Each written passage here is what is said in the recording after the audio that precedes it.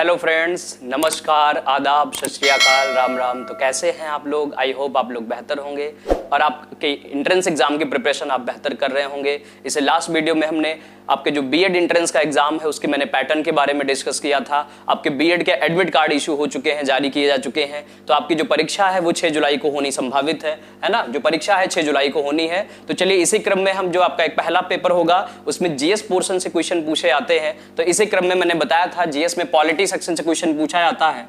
तो polity section के हम क्वेश्चन कुछ टॉपिक्स लेते हैं जिसके अंतर्गत हम बात करेंगे पॉलिटी, और उसमें आपके जो क्वेश्चन पूछे जाएंगे एग्जाम में आपके लिए काफी यहां से हेल्प मिलेगी आपको, है ना? तो हम बात करेंगे संविधान। संविधान के अंतर्गत हम अनुसूची, भाग और अनुच्छेदों की बात करते हैं। तो संविधान में अनुसूची की संख्या, वर्तमान संविधान में अनुसूची की संख्या 12 है ना? हम बात करें 22 भाग हैं और 395 अनुच्छेद है। अनुच्छेदों की संख्या 395 है। इसी के अंतर्गत हम सबसे पहले अनुसूचियों के बारे में बात करेंगे कि कौन कौन सी अनुसूची है, किसके अंतर्गत किसका उल्लेख किया गया है। आइए हम बात करें, है ना? तो अनुसूची 1 के अंतर्गत किसका उल्लेख किया गया है? अनुसूची 1 के अंतर्गत राज्य एवं संघ, जो संघ क्षेत्र है, राज्य एवं संघ क्षेत्र का जो पूरा क्षेत्र होगा, विस्तार, इसके बारे में बात की गई है। संघ एवं राज्य क्षेत्र, राज्य एवं संघ क्षेत्रों के विस्तार के बारे में इसमें बात किया गया है। अनुसूची 1 के अंतर्गत इसका उल्लेख किया गया है, जिसमें बताया गया 28 राज्य और 8 केंद्र शासित प्रदेश हैं। इनके विस्तार के बारे में इसके अंतर्गत इसमें लिखा गया है। क्लियर ना? हम बात करेंगे अनुसूची 2 के अंतर्गत किसका उल्लेख है। तो अनुसूची 2 के अंतर्गत वेतन एवं भत्ते, विभिन्न पदाधिकारियों के वेतन एवं भत्तों का उल्लेख किया गया है, जिसके अंतर्गत राष्ट्रपति, राज्यपाल तथा उपराष्ट्रपति के वेतन भत्तों का उल्लेख इसके अंतर्गत किया गया है। क्लियर? हम बात करेंगे अनुसूची 3 के अंतर्गत किसका उल्लेख है। तो अनुसूची 3 के अंतर्गत मेनली शपथ एवं प्रतिज्ञान, है ना? शपथ एवं प्रतिज्ञान का उल्लेख किया गया है। शपथ के बारे में इसमें प्रावधान है, जिसमें हम बात करेंगे एमएलए, एमपी, विभिन्न प्रकार के मंत्री, सीएजी, है ना, या न्यायाधीश, इन सभी के शपथ का प्रावधान अनुच्छेद 3 के अंतर्गत किया गया है। कई बार एग्जाम में पूछा गया है कि किसके शपथ का प्रावधान अनुच्छेद 3 में नहीं किया गया। तो इसमें आपका आ जाएगा राष्ट्रपति, उपराष्ट्रपति एवं राज्यपाल, इनके शपथ का प्रावधान इसके अंतर्गत नहीं किया गया। एवं राज्यपाल, इनका प्रावधान या इनके शपथ का प्रावधान इसके अंतर्गत नहीं किया गया। क्लियर? हम बात करेंगे अनुसूची 4 के अंतर्गत किसका जिक्र किया गया। अनुसूची 4 में किसके बारे में बात की गई। तो अनुसूची 4 के अंतर्गत बात किया गया है विभिन्न राज्यों के राज्यसभा के सीटों का आवंटन। विभिन्न राज्यों एवं संघ के राज्यसभा में सीटों के आवंटन की बात की गई है। इसके अंतर्गत इसमें जिक्र किया गया है। और यह कहां होगा? आर्टिकल 79 में किसका जिक्र किया गया है? आर्टिकल 79 में संसद का जिक्र है। आर्टिकल 80 के अंतर्गत राज्यसभा का जिक्र किया गया है और आर्टिकल 81 के अंतर्गत लोकसभा का जिक्र किया गया है ना? संसद किससे मिलकर बनता है? तो संसद बनेगा राज्यसभा, लोकसभा और राष्ट्रपति, इन तीनों को मिलाकर के संसद का गठन होता है। आर्टिकल 79 के अंतर्गत राज्यसभा संसद आता है, आर्टिकल 80 में राज्यसभा और आर्टिकल 81 में क्या आएगी? लोकसभा का आएगा। क्लियर? हम बात करेंगे नेक्स्ट। तो हमने 4 अनुसूचियों के बारे में देखा और हम बात करेंगे अगली अनुसूची जो 5वीं अनुसूची है, इसमें किसका जिक्र है, किसका प्रावधान किया गया। क्लियर? तो आइए हम बात करें 5वीं अनुसूची, 5th अनुसूची की बात करेंगे। 5वीं अनुसूची के अंतर्गत अनुसूचित जाति, अनुसूचित तथा अनुसूचित जनजाति, अनुसूचित तथा अनुसूचित जनजाति के क्षेत्रों के प्रशासन संबंधी प्रावधान किए गए हैं। क्षेत्रों के प्रशासन संबंधी प्रावधान इसके अंतर्गत किया गया है। क्लियर? हम बात करें 6वीं अनुसूची। 6वीं अनुसूची के अंतर्गत 6वीं अनुसूची में किसका जिक्र है? इसके अंतर्गत मेनली 4 प्रमुख विशेष राज्य जिन्हें हम ट्रिक से याद कर सकते हैं ATMM, लेकिन यहां हम गलतियां भी करते हैं बार बार। असम, त्रिपुरा, मेघालय तथा मिजोरम। मेघालय तथा मिजोरम ये विशेष कुछ राज्य हैं, इनके जनजाति क्षेत्रों के प्रशासन संबंधी उपबंध, जनजाति क्षेत्रों के प्रशासन संबंधी उपबंध का प्रावधान अनुसूची 6 के अंतर्गत किया गया है। क्लियर ना? ये रहे आपके अनुसूची 6, जिसके अंतर्गत कुछ विशेष राज्य हैं, जिसमें असम, त्रिपुरा, मेघालय, मिजोरम आदि ऐसे अनुसूचित जनजाति के क्षेत्र हैं जिनके क्षेत्रों के प्रशासन के संबंध में इसमें उपबंध किए गए। क्लियर? हम बात करेंगे 7वीं अनुसूची। 7वीं अनुसूची में किसका जिक्र किया गया, किसका प्रावधान किया गया है? तो 7वीं अनुसूची के अंतर्गत विशेष रूप से 3 प्रकार के लिस्ट जारी किए गए हैं, 3 प्रकार की सूचियों के बारे में बताया गया है, जिसमें आपका एक आता है स्टेट लिस्ट, राज्य सूची, एक आता है यूनियन या यूनियन लिस्ट जिसे कहते हैं संघ सूची, और एक आता है समवर्ती सूची जिसे कहते हैं कॉन्करेंट लिस्ट। कॉन्करेंट लिस्ट के बारे में अगर बात किया जाए, इसका संबंध किस आर्टिकल से है, तो इसका संबंध 246 आर्टिकल 246 में समवर्ती सूची के बारे में बताया गया है। भाई समवर्ती सूची क्या होगा? जिसमें केंद्र और राज्य दोनों के क्या होते हैं, दोनों के अधिकार क्षेत्र होते हैं, वो समवर्ती सूची के विषय में आता है। जैसे कई बार एग्जाम में पूछा गया है GST, goods and service tax, वस्तु एवं सेवा कर का प्रावधान किसके अंतर्गत रखा गया? क्या ये स्टेट लिस्ट का मसला है या यूनियन लिस्ट का? तो ये कॉन्करेंट लिस्ट के अंतर्गत आएगा, समवर्ती सूची के विषय का ये विषय होगा। क्लियर? हम बात करेंगे 8वीं अनुसूची। 8वीं अनुसूची के अंतर्गत संविधान द्वारा मान्यता प्राप्त भाषाओं के बारे में उल्लेख किया गया है। क्लियर? हमने बात करें कि मूल संविधान में संविधान द्वारा प्राप्त जो मुख्य भाषाएं थी वो कितनी थी, तो संविधान द्वारा मूल संविधान में जो भाषाओं का जिक्र था वो मात्र 14 भाषाएं थी जो संविधान द्वारा मान्यता प्राप्त थी। क्लियर ना? लेकिन अब बात करें वर्तमान में कितने भाषाएं हैं जो संविधान द्वारा मान्यता प्राप्त हैं, तो वर्तमान में 22 भाषाएं हैं जो कि संविधान द्वारा जिन्हें मान्यता दी गई है।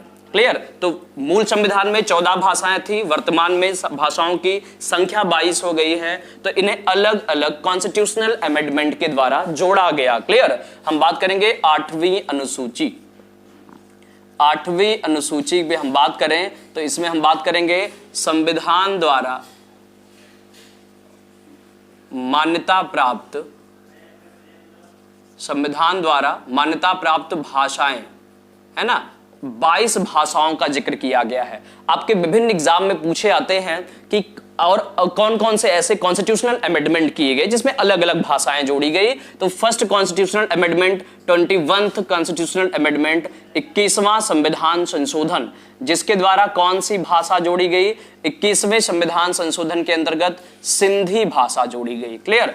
ऐसे है 72वां संविधान संशोधन, 72वें संविधान संशोधन से 72वें संविधान संशोधन से कौन कौन सी भाषा? नेपाली, कोंकणी और मणिपुरी भाषा जोड़ी गई।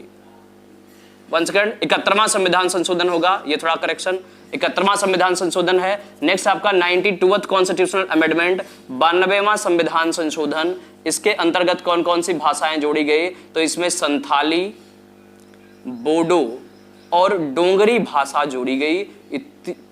3 प्रकार के कॉन्स्टिट्यूशनल अमेंडमेंट की गई जिसके अंतर्गत 8 नई भाषाएं जोड़ी गई। क्लियर है ना? तो इस प्रकार से वर्तमान में भाषाओं की संख्या 22 हो गई। हम बात करेंगे 9वीं अनुसूची। 9वीं अनुसूची के अंतर्गत किसका उल्लेख किया गया है? तो 9वीं अनुसूची मूल संविधान में नहीं थे, वर्तमान संविधान में 12 अनुसूचियां हैं।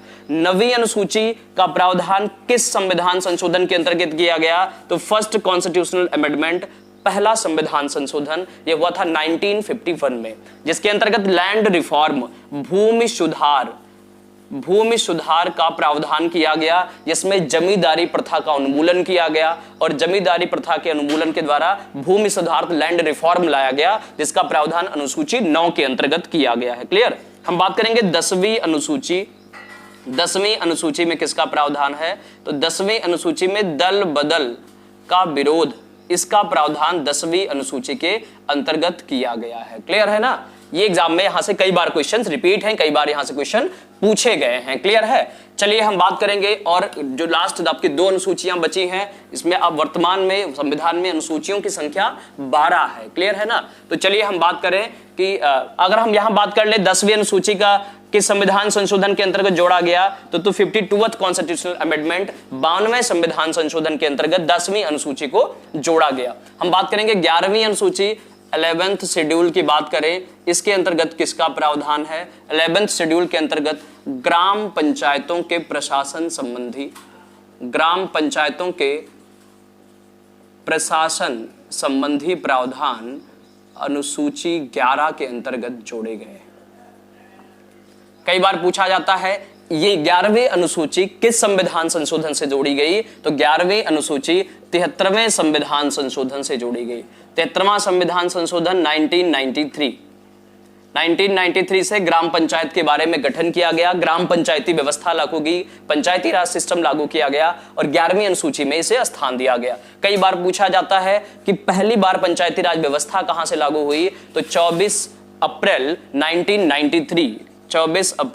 1993 को क्या किया गया? पंचायती राज व्यवस्था लागू की गई, राजस्थान के नागौर डिस्ट्रिक्ट से लागू की गई थी। इसीलिए 24 अप्रैल को क्या मनाते हैं? पंचायती राज डे मनाते हैं, पंचायती राज दिवस मनाया जाता है। क्लियर है ना? हम लास्ट बात करेंगे 12वीं अनुसूची। 12वीं अनुसूची के अंतर्गत किसका प्रावधान किया गया है? 12वीं अनुसूची में नगर पालिका के प्रशासन संबंधी प्रावधान 12वीं अनुसूची के अंतर्गत किए गए। यह भी पूछा जाता है कि 12वीं अनुसूची को किस संविधान संशोधन से जोड़ा गया? 74th कॉन्स्टिट्यूशनल अमेंडमेंट, 74वें संविधान संशोधन से नगर पालिका के प्रशासन संबंधी प्रावधान को 12वीं अनुसूची के अंतर्गत जोड़ा गया है। क्लियर? पूछा जाता है 11वीं अनुसूची में कितने विषय हैं, एक प्रश्न पूछे जाते हैं, तो 11वीं अनुसूची के अंतर्गत 18 विषय हैं, जबकि 12वीं अनुसूची के अंतर्गत 29 सब्जेक्ट 29 विषयों पर बात की गई है। तो ये रहे आपके संविधान से संबंधित चीजें, संविधान की कुछ अनुसूचियों के बारे में हमने बात की। ऐसे ही आप हमारे इस YouTube चैनल से जुड़े रहिए, ऐसे ही हम आपको शॉर्ट वीडियो में कुछ आपके जीएस सेक्शन से डिस्कस करेंगे। एक बार हम इसे रिवाइज्ड भी कर सकते हैं, है ना, कि अनुसूची 1 के अंतर्गत किसका प्रावधान है? राज्य एवं उनके संघ राज्य क्षेत्रों के विस्तार के बारे में बात की गई। अनुसूची 2 के अंतर्गत किसका प्रावधान है? विभिन्न प्रकार के पदाधिकारियों के वेतन एवं भत्ते की बात की गई है। अनुसूची 3 के अंतर्गत शपथ एवं प्रतिज्ञान की प्रक्रिया का प्रावधान है। अनुसूची 4 के अंतर्गत विभिन्न राज्य एवं संघ राज्य क्षेत्रों के राज्य सभाओं की सीटों का आवंटन किया गया। क्लियर? अनुसूची 5 के अंतर्गत किसका प्रावधान किया गया? तो अनुसूची 5 के अंतर्गत एससी और एसटी जो आपके अनुसूचित जाति क्षेत्र, अनुसूचित जनजाति क्षेत्र के प्रशासन संबंधी प्रावधान। 6वीं अनुसूची के अंतर्गत मैंने बताया था कुछ विशेष राज्य, जिसमें आपका असम, त्रिपुरा, मेघालय और मिजोरम, ये कुछ विशेष राज्य हैं जो कि अनुसूचित जनजाति क्षेत्र के अंतर्गत आते हैं। इनके क्षेत्रों के प्रशासन संबंधी मुद्दों पर इसमें चर्चाएं की गई है। क्लियर? 7th शेड्यूल की बात करी हमने। 7वीं अनुसूची के अंतर्गत 3 प्रकार के लिस्ट जारी किए जाते हैं, जिसमें आपका एक होता है स्टेट लिस्ट, एक यूनियन लिस्ट, एक कॉन्करेंट लिस्ट। क्लियर ना? जिसमें राज्य सूची कौन सा आता है? संघ सूची और समवर्ती सूची आते हैं। तो इसके अंतर्गत इन तीनों का प्रावधान किया गया। हम बात करें हमने 8वीं अनुसूची। 8वीं अनुसूची में संविधान द्वारा मान्यता प्राप्त जो विभिन्न भाषाएं हैं उनका प्रावधान इसके अंतर्गत किया गया है। मूल संविधान में भाषाओं की संख्या कितनी थी? मात्र 14 भाषाएं थी जिन्हें संविधान द्वारा मान्यता प्राप्त था, और वर्तमान में भाषाओं की संख्या कितनी है? तो 22 भाषाएं हैं। क्लियर? 21वें संविधान संशोधन से सिंधी भाषा जोड़ी गई। 71वें संविधान संशोधन से नेपाली, कोंकणी और मणिपुरी भाषा जोड़ी गई, और वही आपके 92वें संविधान संशोधन से संथाली, बोडो और डोंगरी भाषा जोड़ी गई। क्लियर? 9th शेड्यूल, 9th अनुसूची की हमने बात की। मूल संविधान में अनुसूचियों की संख्या 8 थी। 9वीं अनुसूची को फर्स्ट कॉन्स्टिट्यूशनल अमेंडमेंट, पहले संविधान संशोधन द्वारा जोड़ा गया, 1951 में जोड़ा गया। 9वीं अनुसूची में भूमि सुधार संबंधी चीजों का प्रावधान है। जमींदारी प्रथा के उन्मूलन के बारे में अनुसूची 9 के अंतर्गत बात की गई है। अनुसूची 10 में दल बदल संबंधी प्रावधान है। इसको हम एक ट्रिक से भी याद रख सकते हैं कि 10 बहाने करके ले गई दिल, 10 बहाने करके ले गई दिल, है ना? तो इसके अंतर्गत क्या होगा, 10 अनुसूची के अंतर्गत दल बदल संबंधी प्रावधान पर हम बात कर सकते हैं। क्लियर है ना। चलिए हमने बात की 11वीं अनुसूची। 11वीं अनुसूची में ग्राम पंचायत संबंधी प्रावधान, उनके प्रशासन से संबंधित प्रावधान का गठन किया गया है। और 12वीं अनुसूची के अंतर्गत नगर पालिका परिषद, नगर पालिका के संबंधित कार्यकाल, उनके प्रावधान, इन सब के बारे में डिस्कस किया गया है। क्लियर है ना। तो चलिए शॉर्ट टॉपिक रहा, यहां से 1 से 2 नंबर के प्रश्न डेफिनेटली एग्जाम में आपके पूछे आते हैं। ऐसे ही हमारे साथ आप इस वीडियो के अंतर्गत बने रहिए। इस वीडियो को आप लास्ट तक देखें और या आपको वीडियो अच्छा लगे तो आप इस वीडियो को लाइक जरूर करें, अपने फ्रेंड्स में शेयर भी करें। और आप कमेंट सेक्शन में बताएं आपको ये वीडियो कैसा लगा। हमने कम टाइम में आपके एक छोटे कंसेप्ट देने की बात की है जिसमें आपके एग्जाम में ये ज्यादा हेल्प करेगा। क्लियर। तो ऐसे ही हमारे आप वीडियो से, आप हमारे चैनल से बने रहेंगे, है ना। और ऐसे ही आपको हम वीडियोस प्रोवाइड करते रहेंगे, ऐसे ही आपको कुछ कंटेंट आपको यहां से मिलता रहेगा। तो चलिए फ्रेंड्स, आज की टॉपिक यहीं तक हम बात करेंगे और नेक्स्ट क्लास में हम मिलते हैं। Thank you so much. Thanks for watching my video. Please subscribe the channel and press the bell icon for the notification. Thank you.